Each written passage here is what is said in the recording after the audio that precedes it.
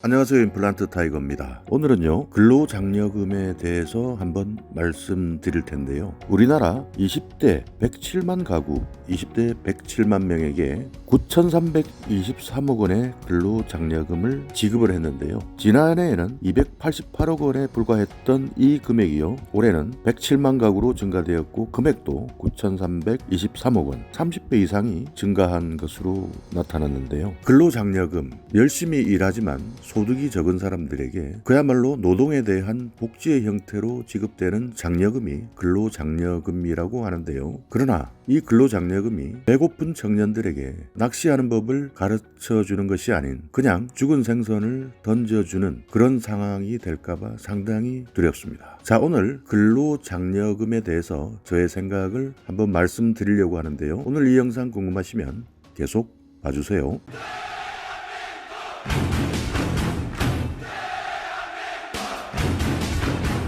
네, 근로장려금이라는 제도는요, 처음에 우리나라에 도입된 것은 2006년입니다. 그리고 실제로 근로장려금을 지급하기 시작한 것은 2009년이 실제로 지급된 연도였죠. 그리고 2015년에는 지급 대상이 근로소득자만 한정되었다가요, 자영업자까지 확대가 되었습니다. 그만큼 우리나라의 근로소득자 중에요, 자영업자의 비율이 높았기 때문이죠. 근로장려금이라는 제도 자체는요, 엄청나게 좋은 제도입니다. 그리고 대부분 근로하고 계시는 분들 입장에서도요, 소득이 낮기 때문에 이런 장려금을 통해서 생산 활동에 참여하는 것, 그것이 어떻게 보면 건강한 사회를 만드는 기반이 되기 때문이죠. 한마디로 일하는 사람들의 복지라고 이야기를 할 수도 있고요. 그렇기 때문에요, 여러 유럽의 선진국들은요, 이미 이런 근로장려금 제도를 시행해 오고 있었습니다. 그런데 최근 국세청에서 발표한 근로장려금 집행 실적을 보면요, 기대보다는요, 우려되는 부분이 훨씬 많다라고 생각하는 분들이요, 더욱더 많은 것 같습니다. 왜냐하면요, 지금 정부에서 지급하고 있는 근로장려금의 대상과 금액이 너무나 과도하게 많고 빠르게 지급되고 있다는 것이죠. 원래 연간 기준 230만 가구에 1조 원 정도가 지급돼 왔습니다. 2016년까지인데요. 근로장려금은 연간 대상이요, 약 230만 명 정도가 대상이 되었었고요. 여기에 금액이 1조 원 정도까지 지급돼 왔는데요. 2019년 기준으로 대상자가요, 473만 가구에 5조 3천억, 대상자 수만 보더라도 2배 이상, 그리고 금액으로 치면요, 5배 이상 증가했습니다. 그야말로 2017년 이후에 갑자기 증가를 한 것이죠. 그런데 여기에서 문제는 무엇이었느냐? 지급 대상을 너무 과도하게 확대했다는 것입니다. 2017년 근로장려금을 받을 수 있는 우리나라의 단독가구 연령 기준이요, 옛날에는 만 50세 이상에서 40세까지로 기준이 낮춰지다가요, 작년에는 이게 다시 30세 이상으로 더욱더 낮춰졌습니다. 그리고 올해는요, 이 기준 자체가 아예 폐지가 되어버린 것이죠. 그러니까 과거에는 50대 이상에게 일자리를 통해서 생산을 하는 것이 국가나 사회에 훨씬 더 긍정적인 영향을 준다라고 해서 도입되었던 노동의 복지 형태인 근로장려금이요, 이제는 그 나이 자체가 최근 몇 년 만에 아예 폐지가 되어버렸는데요.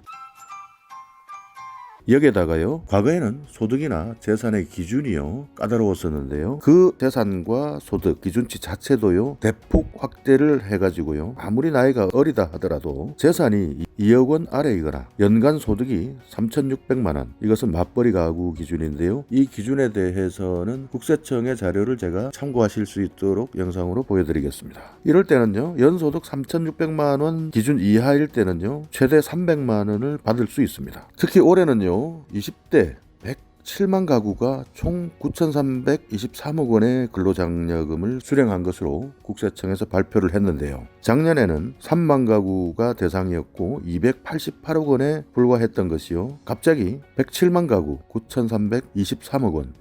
그야말로 30배 이상 증가를 한 것이죠. 그 중에서요, 근로장려금을 받은 혼자 사는 20대 단독가구 1인 가구는요, 무려 103만 가구에 달했습니다. 그리고 금액은 8,702억 원이나 되었었네요. 그래서요, 올해 근로장려금을 받은 가구 중에서 20대 이하의 청년들의 비중은요 27.6%에 달했습니다. 거의 30%에 가까운데요. 이것을 다른 연령대와 비교를 해보면요 30대는 13.3%, 40대는 16.3%, 50대는 18.5%였는데 반해서요 20대 27.6%, 그야말로 압도적인 비율로 20대의 근로장려금이 높게 책정이 되었습니다. 이렇게 20대들에게 갑자기 근로장려금을 확대해서 지급하고 그것도 소득기준이나 재산의 기준 자체를 완화해버렸기 때문에요. 우리나라 가구 수만 따지면 2천만 가구라고 이야기를 하는데요. 이 가구 중에 4분의 1이 갑자기 근로장려금을 받게 되는 것이죠. 그러니까 국민 4사람 중에 한 사람은 근로장려금을 받는다는 것인데요. 원래 근본 취지였던 근로자 그리고 노동자가 더 열심히 일하도록 독려해서 건강한 사회를 만들자라는 근본 취지에서 벗어나서요. 아예 이 근로장려금을 받을 수 있도록 며칠만 일하면서 근로장려금을 받을 수 있는 그런 편법까지 나오고 있는 것이 지금의 현실입니다. 그렇기 때문에요. 원래 취지 자체가 무색해지고 있다는 지적이 많은데요. 그러나 정부는요. 소득을 재분배하는 효과가 있다. 그렇기 때문에 이것이 훨씬 더 국민들에게 유익한 제도다라고 이렇게 홍보를 하고 있는데요. 근로장려금을 이렇게 확대하기 때문에요. 소득 불평등을 완화하는 효과가 있기는 하죠. 또 저소득층에게 소득이 증가하고요. 또 이런 소득이 분배가 되는 여건들이 확실히 개선되는 효과는 있기는 합니다. 그러나 이것이 단기 처방이냐 장기 처방이냐가 더욱더 중요한 것이죠. 요즘 젊은 사람들 사이에서는요, 이 근로장려금을 받아먹지 못하면 바보라는 이야기까지 돌고 있습니다. 그만큼 지급 대상을 확대하고 선정 기준도 완화되었기 때문에요. 일주일에 한두 번 초단기 알바를 하면서요. 여기에 따르는 서류만 확인이 되면 근로장려금이 지급되기 때문에 이런 나라의 세금을 빼먹지 못하면 바보라는 이야기가 도는 청년사회. 물론 이런 청년사회를 만든 것은요. 우리 어른들의 책임이지만요. 그래도 이런 풍조 자체가 만연되는 것, 이것은 개선되어야 되지 않을까요? 근로장려금. 꼭 필요한 제도입니다. 그리고 근로장려금을 통해서요. 정말 일하는 사람들이 보람을 누리고 일하는 사람들이 상대적 격차를 해소하는 것. 그것은 우리 사회가 반드시 해결해 나가야 할 과제이긴 하죠. 그러나 이렇게 무차별적으로 지급하고요. 갑자기 확대를 하게 된다면요. 청년들은 이제 낚시하는 법을 더 이상 배우려 하지 않을지도 모릅니다. 물론 제가 조금 강한 우려를 나타내고 있는 것 같긴 한데요. 그러나 이런 우려들을 조금씩 귀 기울이면서요. 우리 사회가 더욱더 건전한 사회, 더욱더 희망 있는 사회로 나아가지 않을까요? 최근 20대 너무나 절망적인 사회, 그리고 희망 없는 나라에서 살고 있다는 자조 섞인 말들을 많이 하고 있습니다. 이런 청년들의 한숨을 우리가 만들어낸 것은 아닐까요? 처지고 움츠렸던 어깨 한번 당당히 피고요. 2020년 청년들의 새로운 희망의 대한민국을 상상해 봅니다.